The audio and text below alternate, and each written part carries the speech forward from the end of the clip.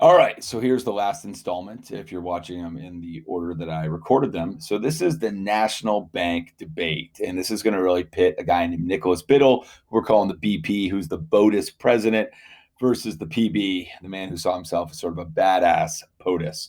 Now, what we want to make sure that we understand here is that in 1819, in McCulloch versus Maryland, John Marshall had said the bank is constitutional. So even though way back in the 1790s, when Hamilton used the necessary and proper clause to convince, ultimately Congress and George Washington that this was totally acceptable, it wasn't until 1819 where a state bank was actually taxing part of BOTUS. And John Marshall said two things. One, he said BOTUS is constitutional. And two, he basically said no state institution can tax a federal institution because the power to tax is the power to destroy using the supremacy clause. So we find ourselves with Jackson actually in 1832 facing the question about a bank that has been declared constitutional, a bank that was chartered for 20 years from 1791 to 1811, and again from 1816 to 1836. But we're actually 4 years early here.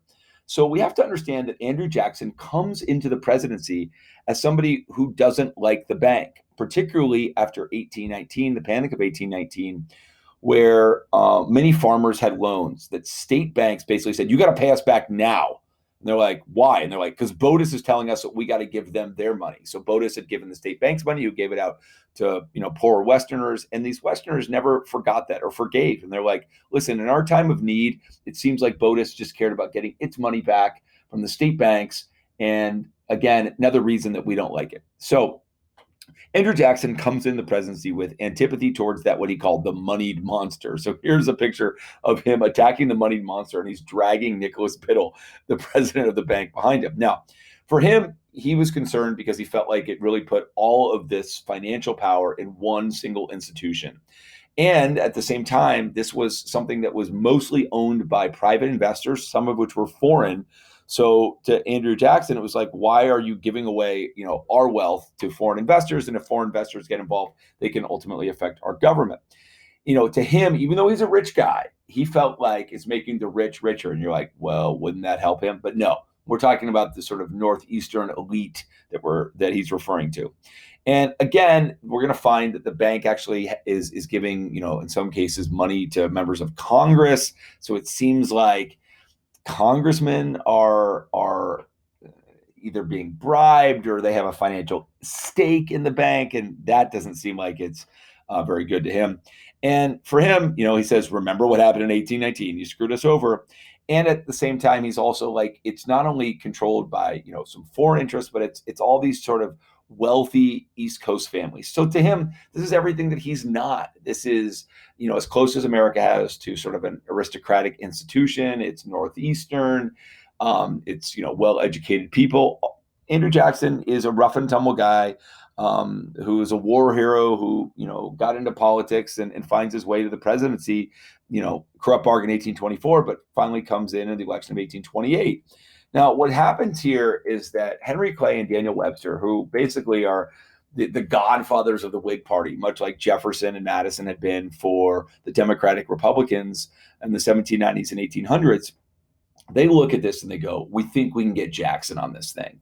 Like, he's coming up for re-election. Henry Clay is, in fact, running himself as a Whig, and they want to trap Jackson. Now, what's really important to understand is the bank charter is not up for another 4 years. So they didn't have to do this. And they're basically saying, can we recharter it now, starting in 1836? So they're like, we're going to do it 4 years early. We're going to make a decision now. And then in 1836, a new 20-year cycle will start.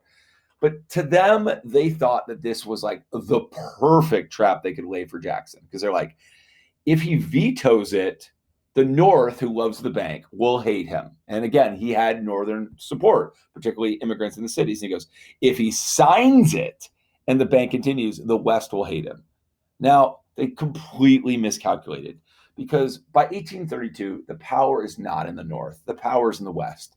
Andrew Jackson has said, I am for the common man. And for him, the common man truly was sort of the dirty, dusty farmer. He's like, you literally gave me a chance to do something that I probably wouldn't have had a chance to do, because, who knows? Am I alive in 1836? you know, maybe political fortunes have changed. He's like, you just gave me something that I said I was going to do from the beginning. I said I hate the bank. At no time did I ever say that I didn't hate the bank. So he's like, thank you for giving me this gift, Congress, brought to you by the Whigs, Clay and Webster. Of course I'm going to veto it. Like, everything I've ever said indicates to you that I'm going to veto it. And it's not going to hurt me. So, in fact, when Clay ran against Jackson in 1832, Jackson smokes Clay. And Jackson looks around and goes, okay, they gave me the bank. I vetoed it.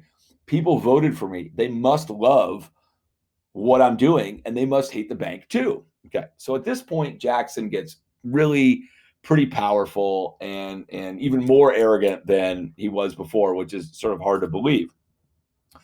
So even though the bank is scheduled to live for 4 more years, he decides he's going to do his best to sort of kill it early. Now, what's interesting going back is that Thomas Jefferson came in, and the bank had 11 more years. And when Jefferson, who hated the bank, and railed against it in the 1790s, he didn't do anything to undermine it, although maybe he could have. So Jackson tries and he goes, the bank is going to be there.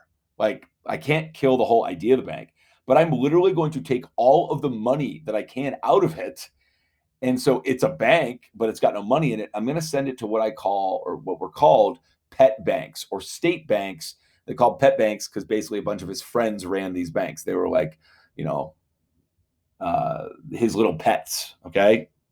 So the pet banks get all this money and they start just loaning it out all over the place. The farmers are so happy because they're like, we get loans, we get loans, we get loans. But they start what we call, speculating and over speculating, particularly on land. As railroads are being built up now, as canals are being built, people are buying land hoping that canals will go there and that land will become profitable or railroad tracks will be laid down. So they just, they're buying up everything.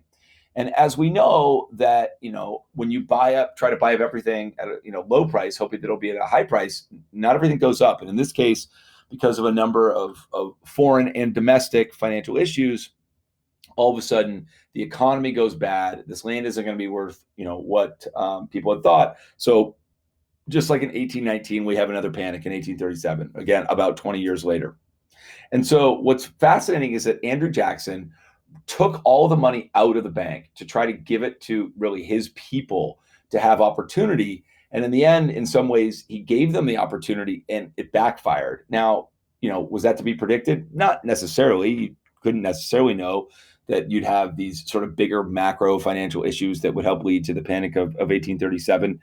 But in the end, people are in bad shape. So before he actually leaves office, so the panic of 1837 actually happens once he's gone. It's Martin Van Buren's first year.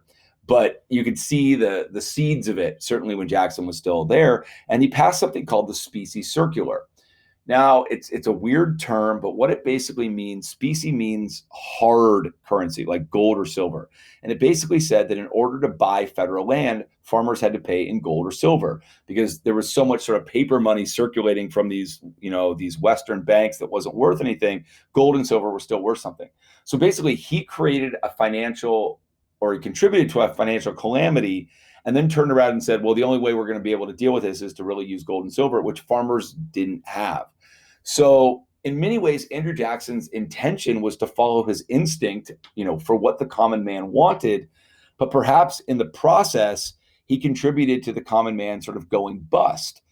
And we also have to, of course, consider Andrew Jackson did all this because he said that, the bank is unconstitutional. Well, we know that the bank was ruled to be constitutional in 1819, which also goes back to these questions of what does a Supreme Court decision mean? If in 1803 Marbury versus Madison says that the federal government, the Supreme Court, gets to determine the constitutionality of laws, but then South Carolina nullifies it, and they're like, we get to make a decision. And then in 1819 in McAuliffe, Maryland, Supreme Court says the bank is constitutional, and Jackson's like, it's not.